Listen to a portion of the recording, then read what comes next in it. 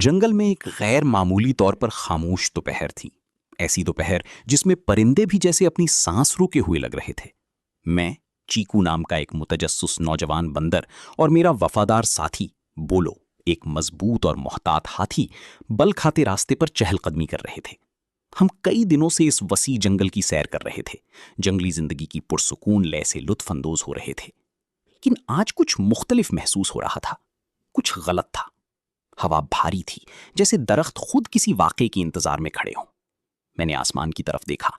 बादल नीचे झुके हुए थे, घने और सुरमई, सूरज को रोके हुए। बोलो, क्या तुम्हें यह महसूस हो रहा है? मैंने पूछा। मेरी आवाज बमुश्किल सरगोशी जैसी थी। बोलो, हम दोनों में से ज्यादा मोहतात, रुका और दूर तक गौर से देखने लगा। हाँ, ऐसा लग रहा है जैसे जंगल ने अपनी सांस रोक रखी हो। कुछ आने वाला है। इस वक्त मुझे बिल्कुल अंदाजा नहीं था कि इसका मतलब क्या है, लेकिन जैसे जैसे हम जंगल के अंदर गहराई में बढ़ते गए, तनाव और ज्यादा घना होता गया और पांव के नीचे जमीन बदलती हुई महसूस होने लगी। वो रास्ता जो कभी जाना पहचाना था, अब ज्यादा खतरनाक दिखाई देने लगा। दरख्त करीब आते जा रहे थे, उनके साए हाथों की तरह फैल रहे थे, जैसे हमारी तरफ बढ़ रहे हों। अचानक हमने उसे सुना, एक जोरदार कड़क, जैसे दरख्त की शाख टूटने की आवाज हो। क्या तुमने वो सुना? बोलो ने पूछा। उसकी आवाज अब कांप रही थी। वो आवाज वहां से आई थी। मैंने सर हिलाया और उसे इशारा किया कि मेरे पीछे आए। मेरी तजस्सुस अब बढ़ चुका था। हम आहिस्ता आहिस्ता आगे बढ़े। हमारे इर्द गिर्द जंगल हर कदम के साथ मजीद खामोश होता जा रहा था।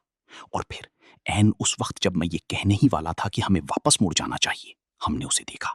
वहां एक छोटी सी खुली जगह में खड़ा एक शेर का साफ पहचाना जाने वाला साया था।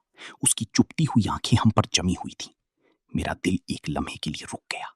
लेकिन उस शेर के बारे में कुछ अजीब था, कुछ ऐसा जो ठीक नहीं लग रहा था। वो एक आम जानवर की तरह हरकत नहीं कर रहा था।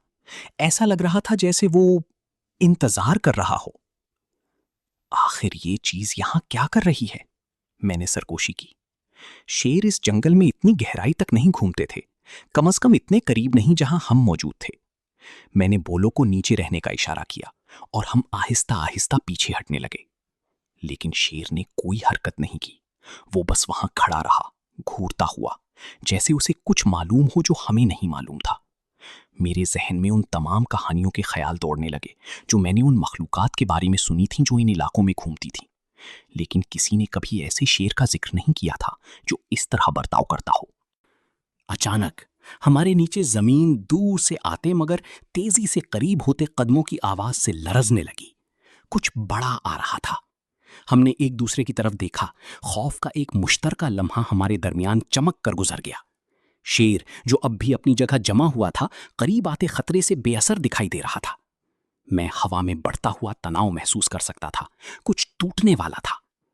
हमें हरकत करनी होगी, अभी, मैंने कहा। मेरी आवाज में जल्दी थी। बोलो ने सर हिलाया और हम दौड़ पड़े। हमारे पांव जमीन पर जोर जोर से पड़ रहे थे जब हम उसी रास्ते वापस भागे जिससे आए थे। लेकिन जैसे ही हम खुली जगह के किनारे पर पहुंचे, जंगल अफरा तफरी में फट पड़ा। शेर दहाड़ा, ऐसी जोरदार आवाज कि मेरी हड्डियां तक लरज गईं और हमारे इर्द गिर्द सब कुछ शोर और हरकत के धुंधले तूफान में गिरता हुआ महसूस होने लगा। मैंने एक पल के लिए पीछे मुड़कर देखा तो शेर अब भी खड़ा था, लेकिन अब वो अकेला नहीं था।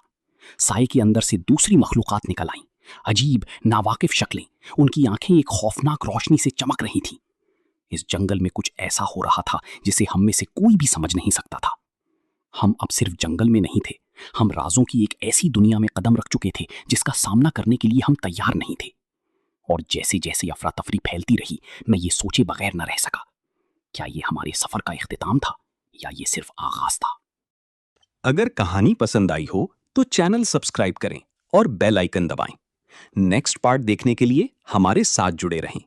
कमेंट में जरूर बताएं कैसी लगी और दोस्तों के साथ शेयर करना ना भूलें।